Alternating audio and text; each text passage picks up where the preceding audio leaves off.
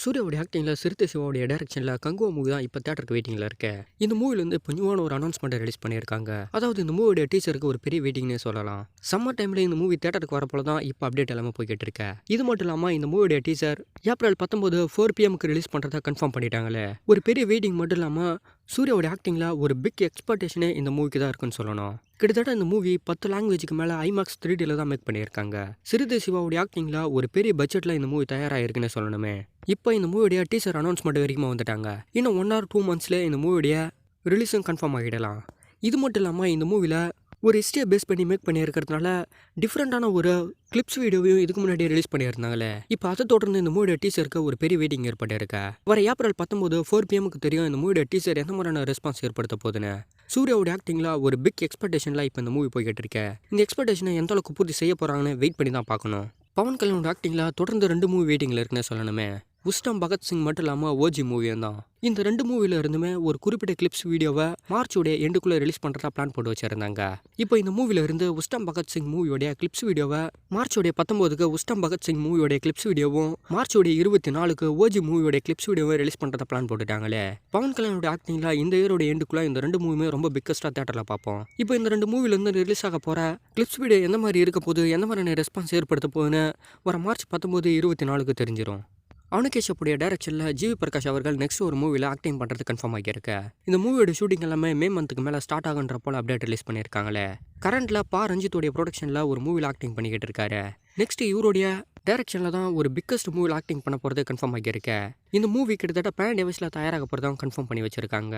ஹிந்தி, தமிழ், தெலுங்கு, மலையாளம்னு ஸ்டார்டிங்கில் இருந்து இந்த மூவிக்கு ஒரு பெரிய ஹைப் ஏற்படுத்தி ஸ்டார்ட் பண்ண போகிறோன்ற மாதிரி அப்டேட்டே ரிலீஸ் பண்ணியிருக்காங்க. ஒரு பெரிய கண்டென்ட் மட்டும் இல்லாமல் ஒரு பெரிய ரெஸ்பான்ஸுக்கு தான் எல்லாருமே வெயிட் பண்ணிக்கிட்டு இருக்காங்க.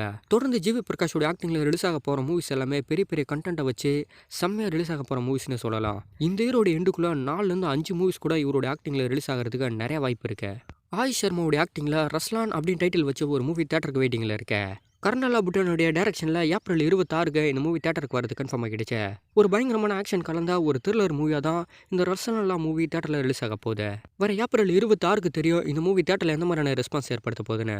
தெலுங்குல ஹனுமான் மூவி ரிலீஸ் ஆகி ஒரு பெரிய ரெஸ்பான்ஸ் மட்டும் இல்லாமல் கிட்டத்தட்ட 250 கோடி ரூபாய்க்கு மேலே ஒரு பெரிய பாக்ஸ் ஆஃபீஸை ஏற்படுத்தியிருக்க. சாதாரணமான ஒரு பட்ஜெட்டில் தயாரான ஒரு மூவி இந்த அளவுக்கு பயங்கரமான ஒரு பாக்ஸ் ஆஃபீஸ் ஏற்படுத்தி இருக்கிறது தெலுங்கு இண்டஸ்ட்ரிக்கு ஒரு பெரிய பாசிட்டிவாக அமைஞ்சிருக்கு. கிட்டத்தட்ட ஒரு ஃபேண்டசி மூவிக்கு இந்த அளவுக்கா அப்படின்ற அளவுக்கு இந்த ஹனுமான் மூவிக்கு ஒரு பெரிய பாக்ஸ் ஆஃபீஸ் ஏற்பட்டிருக்கு. Z5ல தான் இந்த மூவி ரிலீஸ் ஆகியிருக்கு. இதனுடைய 2வது பாகத்துக்கு இப்போ ஒரு பெரிய வெயிட்டிங் ஏற்பட்டிருக்குன்னு சொல்லலாம். ஸ்டோரி, ஸ்க்ரீன் பிளே, VFXன்னு இந்த மூவியில் போட்டு தோட்டி இருப்பாங்களே.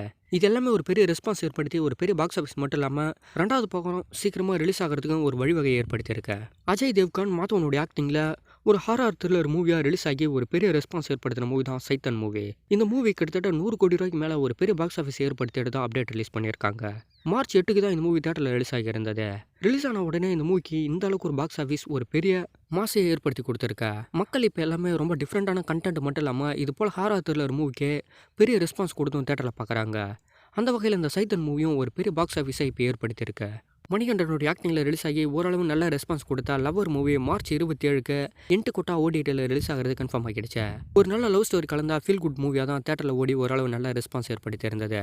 தேட்டரில் அந்த மூவியை நீங்கள் மிஸ் பண்ணியிருந்தீங்கன்னா வர மார்ச் 27 8 கோட்டா OTTல பார்க்கலாம். மலையாள இண்டஸ்ட்ரியிலேருந்து தொடர்ந்து ரிலீஸ் ஆன மூவிஸ் எல்லாமே ஒரு பெரிய ரெஸ்பான்ஸ்னே சொல்லணும். இது இப்போ இருந்து மட்டும் ஸ்டார்ட் ஆகல. ஆரம்பத்திலிருந்தே மலையாள இண்டஸ்ட்ரியில் நிறைய மூவிஸ் ரிலீஸ் ஆகி பெரிய பெரிய ரெஸ்பான்ஸை தான் ஏற்படுத்தி இருந்தது. பிரேமலு, மஞ்சுபல் பாய்ஸ் மட்டும் இல்லாமல் இதுக்கு முன்னாடி ரிலீஸ் ஆகியிருந்த RDX மூவி, லூசிஃபர், புலிமுருகன் 2018ன்னு நிறைய மூவிஸ் ரிலீஸ் ஆகி பெரிய ரெஸ்பான்ஸை தான் ஏற்படுத்தி இருந்தது. ஆனால் தொடர்ந்து 2 மூவி ரிலீஸ் ஆகி ஒரே டைமில் ஹைப் ஏற்படுத்துறதுனால மலையாள இண்டஸ்ட்ரியை பற்றி ரொம்ப பெருசாக பேசிக்கிட்டு இருக்காங்க. பாக்ஸ் ஆஃபீஸ் அந்த அளவுக்கு வரலனாலும் ஸ்டோரி வைஸ்லையும் கண்டென்ட் வைஸ்லையும் பக்காவாக இருக்கிறவங்க தான் மலையாள இண்டஸ்ட்ரியோடைய ஆக்டர்ஸும் டைரக்டர்ஸுமே. தொடர்ந்து மலையாள இண்டஸ்ட்ரிக்கு ஒரு பெரிய ரெஸ்பான்ஸ் இதனால் கிடைச்சிருக்கு.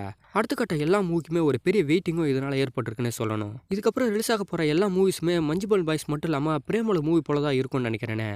கண்டிப்பாக இதுக்கப்புறம் மலையாள இண்டஸ்ட்ரிக்கு ஒரு பெரிய ரெஸ்பான்ஸ் ஏற்படும்.